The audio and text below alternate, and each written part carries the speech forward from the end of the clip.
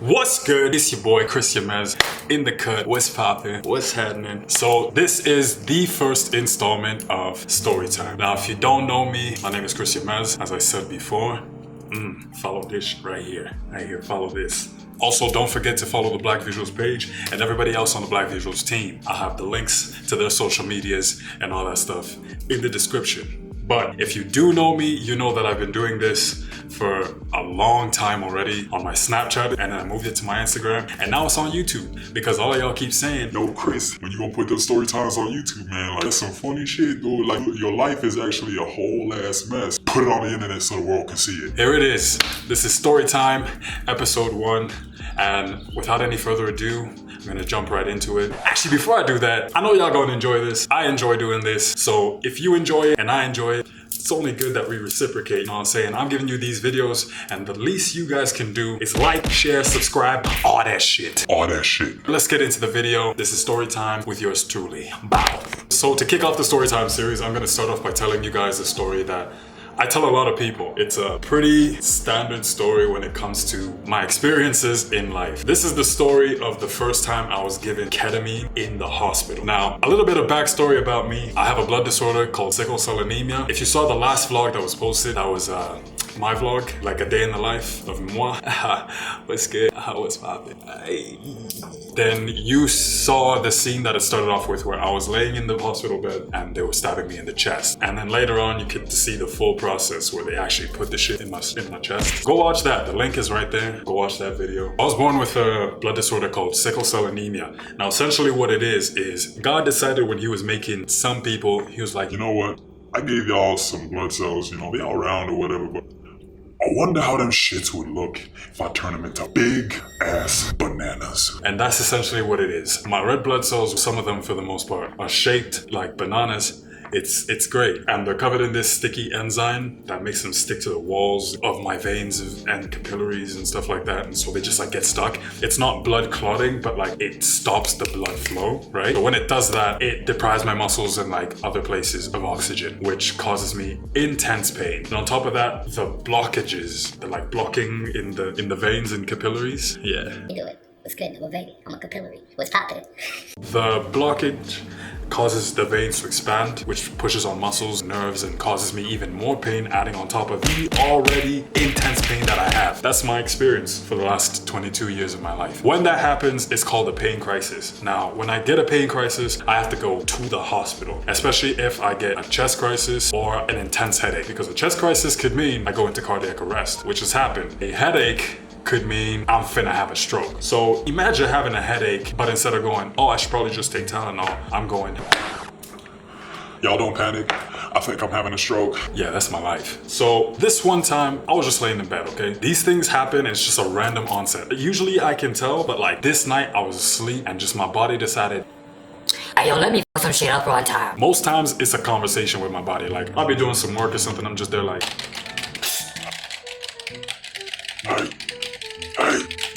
Hey, come on. please. Come please, on, no, man. Please, Come on. No, please. I ain't got time for this. Oh, come on. I ain't yeah. got time for this. I low-key feel like I got work to do. Yeah, let's go to the hospital. Please. Let's go to the hospital. No, you got Please. time. You got time. Don't I'm finna do do it. I'm finna do it.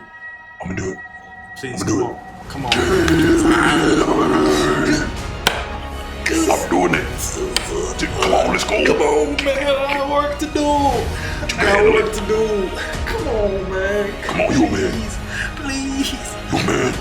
It's honestly the worst thing possible. This one night, I was just sleeping, minding my own business. I was having a great dream. What was I dreaming about? Probably wasn't this, but like I remember one time I had a dream that I was in Harry Potter and I was with Emma Watson. I think the movie was Prisoner of Azkaban or something, where they're on the bridge. Was it Prisoner of Azkaban or was it Goblet of Fire? I think it was Goblet of Fire. But I was on the bridge with Emma Watson and then we hugged and it was the longest, greatest hug of my life. I promise you.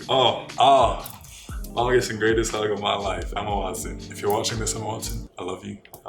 I can have your babies.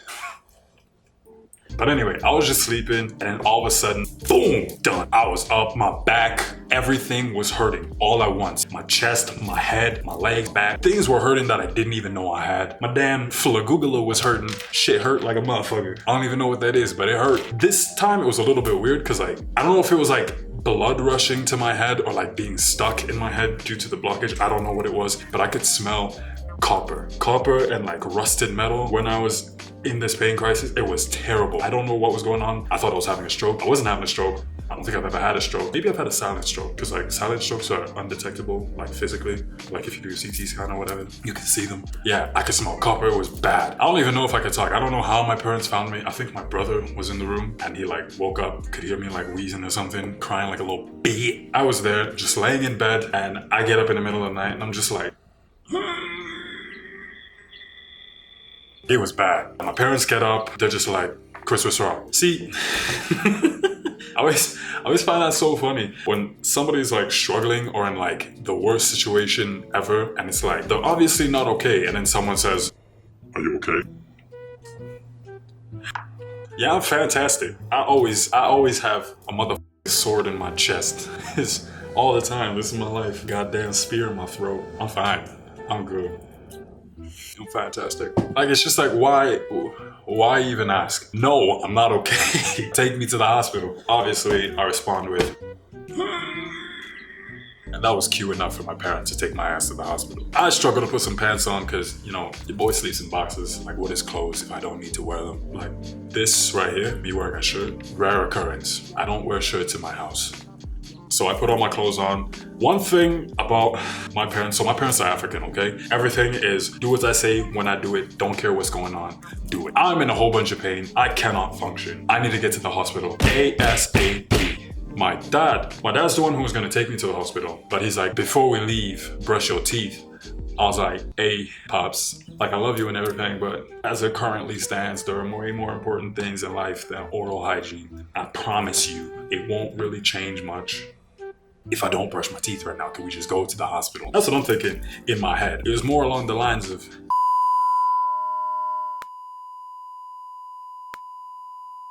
but I can't say that because I would much rather die right there and then brushing my teeth than get sent back to Africa. That's a lie. I just don't want my dad to kill me. So naturally, I muster whatever little strength I have and I go and brush my teeth. I think it was like 2 a.m. and then we go to the hospital. Now, I don't know if it was just my perception of time on the way to the hospital, but it took a long ass time to get to the hospital. From the moment I stepped out of the house after putting my shoes on to getting to, I swear it felt like 3 hours. It was the worst wait of my life. Just sitting in the car, everything hurt, struggling to find the perfect position to weep in while sitting in my chair.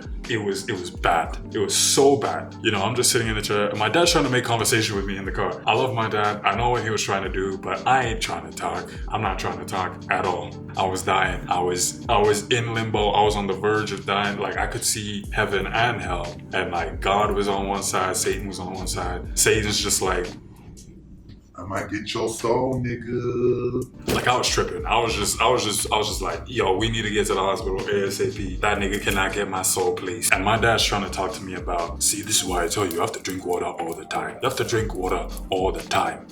Whenever I tell you to go out and drink water, my dad's lectures, like, is it just me or like any other Africans watching this video? The answer to every physical problem you have is drink water. Is it just me or is it y'all too, you too? Okay, cool. So my dad's giving me a lecture about staying hydrated. I mean, back then he was right.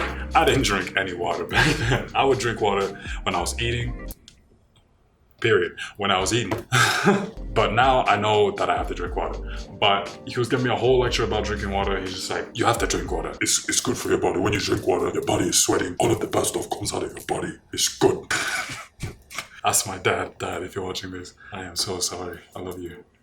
But finally, we get to the hospital. Now, when we get to the hospital, the one thing I have to complain about, because I've been going to the hospital in and out my entire life, okay? It's pretty much my second home. And I appreciate everything that the hospital staff, doctors, nurses, all of them do for me. The waiting room needs to be a shorter time. Please. I can't be sitting in the emergency room for 3 hours. Like, there was a time where I went to the emergency room because I was having a pain crisis, and like, I just got so fucking tired of waiting, and I cured myself. I fixed my own shit. I just took a whole bunch of Tylenol all at once and just like fixed my shit. Went home. I was so done. Me and my mom were just like, yo, like, can we leave? And I was just like, yo, fam, I'm not even sick anymore. Let's go. And we just dipped. We just need to make it more efficient. I know that's easier said than done. More efficiency, please. So we're in the hospital. I probably waited like an hour and 45 minutes in the emergency room. But because I was like writhing in pain and like pining and just crying, I was seriously crying. I was just there like, and then the nurses noticed, and then finally they were like, hey, I think this nigga about to die. We should probably bring him in. So boom, all of a sudden I was inside. Now this is where the fun begins. Now, when I'm actually inside, when I'm admitted into hospital, actually before I'm admitted into hospital, they have me on a 3-step process. It's not so much a 3-step process anymore, but before it was a 3-step process, okay? Sorry, did I say 3-step process? I meant 4-step process. Step number 1, when I got into the room where they were treating me, they gave me fluids, okay? So they give me a saline drip, you know. Usually I'm just dehydrated. Back then, that was definitely the case. I was usually really dehydrated and my body was just like, you know what? You ain't gonna put no water into me? I'ma you up, nigga. And so that's how it worked. Now, they start me off with a saline drip. Usually it would help just like clear stuff out, get me hydrated, you know, get my body back to equilibrium, you know what I mean? In this case, that didn't work. They stabbed me in the arm, gave me my IV, intravenous, for all of you who don't know your medical terminology, you uneducated bush pigeon. Intravenous saline drip, bam. Dr. Chris into his house. Next up, if that didn't work, they would get me on nitrous oxide. Now, this is where shit starts to get interesting. Nitrous oxide, for all of you who don't know, is what they use at the dentist when they're ripping your teeth out, your face, just like in there, pull it out. Not in that order, but like more like, and you're good. They give me nitrous oxide, which kind of like shuts me up. I'm still in terrible pain, but I'm not crying because I don't know if I still know how to cry. Because nitrous oxide, it's some crazy shit. Don't do drugs. If that doesn't work, and it usually doesn't, if I have to get to that point, they move on to step 3. Step 3 is where the legit drugs come in. Step 3 is morphine. Everybody knows what morphine is. You cannot tell me you do not know what morphine is, because everybody knows what morphine is. If you don't know what it is, I'm not gonna explain it here. We have Google for that. They give me morphine. When they give me morphine, I go from like to something more along the lines of shit. Hey, have I ever told y'all I love you? Like, it's some serious shit. But because at this point I had been getting morphine for so long, my tolerance just shot through the roof, okay? My morphine tolerance is all the way through the roof. Morphine didn't cut it this time. I was just there, you know, they gave me the morphine and like I was stable, you know, I still felt pain. I wasn't wiggling and shit. I didn't look as stupid as I did before. Actually, that's a lie. Morphine probably made me look even dumber than I did before. Now they hit me with the ketamine. That's the final step. Holy shit. Ketamine is nothing to be fucked with. Ketamine is some serious shit. Like, serious shit. Quick history on what ketamine is. Before it was used medically for human beings, it was used as a horse tranquilizer. Horses were put to sleep on this shit. If you've never seen a horse in person, I am 6'3". A horse is like up there. Horses are big as shit, and they would use this drug to put them to sleep. Horses can be up to like, what is it? Like 9 feet. How do you measure horses? It's in hands, right? Or like a basic ass horse is like 10 hands high, which is like 7 feet, I'm pretty sure. Biggest. Horses are huge. I just need to know who was in that much pain, screaming that bad, that somebody was like, yo, I'm tired of this dude screaming, man. Let's put horse tranquilizer in. Shit, nigga, I'm about it. Let's go. Come on. Go get that shit. Be right back. like who? I do not understand. Anyway, I digress. Morphine wasn't cutting it, nitrous oxide wasn't cutting it, saline drip wasn't cutting it. So they hit me with the special K, medical edition, legal shit. Don't do drugs. Now, I was already, you know, kind of lukewarm in how I was feeling, okay? I wasn't in the dreadful pain that I was in coming into the hospital, but I wasn't, you know, okay enough to leave. They hit me with the ketamine. Now, I just want to get into the effects it had on me real quick before I continue on with the story. Actually, it's pretty much me continuing on with the story because this is pretty much the rest of the story. So I'm chilling there, you know, whatever, just like, and then they hit me with the ketamine. I shit you not. If you've ever seen Doctor Strange and that scene where he gets his literal soul just... That is what this ketamine did to me. It was just on some next level shit. Craziest trip of my life, hands down. It was terrible and amazing all at the same time. Put the fear of God in me, I promise you. I had a whole existential crisis. All my family, saw my kids died, was reborn, resurrected, all that shit, all at the same time on this one time. And actually every time going forward, every time I'm in the hospital and they give me ketamine, the exact same trip, don't know what's going on, deja vu. But I'm just chilling there, you know, and then they stab me, give me the ketamine, and it's literally just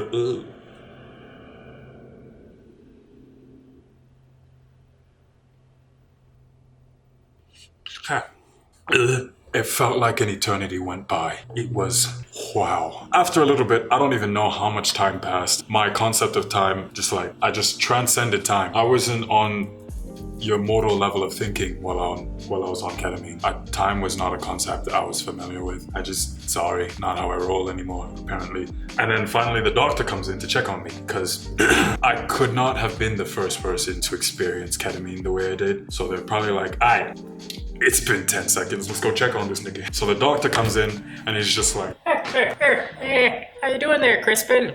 How you doing, buddy? I bet you feel a little woozy, don't ya? Yeah, we gave you that good shit. It's called ketamine. We're just gonna do some tests on you, make sure that you're still, you know, okay. Just gonna make sure you're still good there, Crispin.